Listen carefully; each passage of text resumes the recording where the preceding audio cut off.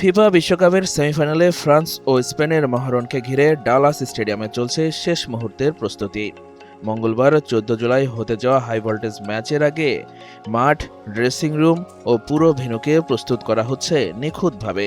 বিশ্বকাপের গুরুত্বপূর্ণ এই লড়াই আয়োজনের জন্য স্টেডিয়াম সাজছে নতুন রূপে, চলছে শেষ মুহূর্তের পরিচর্যা। সঠিক প্যাড আর সঠিক তথ্য দিয়ে এসো সামলে নিব এক হয়ে মোনালিসা স্যানিটারি ন্যাপকিন। আধুনিক গ্রোথ সিস্টেম ও ইউভি লাইট প্রযুক্তির মাধ্যমে প্রস্তুত করা প্রাকৃতিক ঘাসের মাঠে চলছে নিবিড় পরিচর্যা। নিয়মিত পানি দেওয়া ও নিখুঁতভাবে ঘাস ছাঁটাইয়ের মাধ্যমে মাঠকে রাখা হচ্ছে সর্বোচ্চ মানের, যাতে গুরুত্বপূর্ণ ম্যাচের সময় খেলোয়াড়রা পান সেরা খেলার পরিবেশ। এদিকে দুই দলের খেলোয়াড়দের জন্য প্রস্তুত করা হচ্ছে আধুনিক সুযোগ সুবিধা সম্পন্ন ড্রেসিং রুম। ফ্রান্স ও স্পেনের নিজস্ব রং ও পরিচয়ে সাজানো হয়েছে লকার রুম, যেখানে রাখা হয়েছে খেলোয়াড়দের প্রস্তুতির জন্য প্রয়োজনীয় ব্যায়ামের সরঞ্জাম ও অন্যান্য সুবিধা।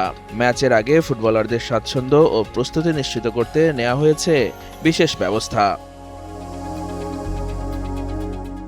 এই সেমিফাইনাল ম্যাচের মধ্য দিয়েই ডালাস স্টেডিয়ামে শেষবারের মতো গড়াবে ফুটবল মহারণ। বিশ্বকাপের গুরুত্বপূর্ণ এই লড়াইয়ের পর স্টেডিয়ামটি আবার ফিরে যাবে তার পুরনো পরিচয়, এনএফএল এর দল ডালাস কাউবয়সের হোম ভেন্যু হিসাবে।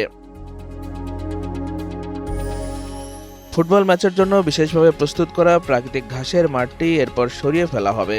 স্টেডিয়ামের মাঠে বসানো হবে কৃত্রিম টার্ফ, যা এনএফএল এর নিয়মিত খেলার জন্য আরও উপযোগী।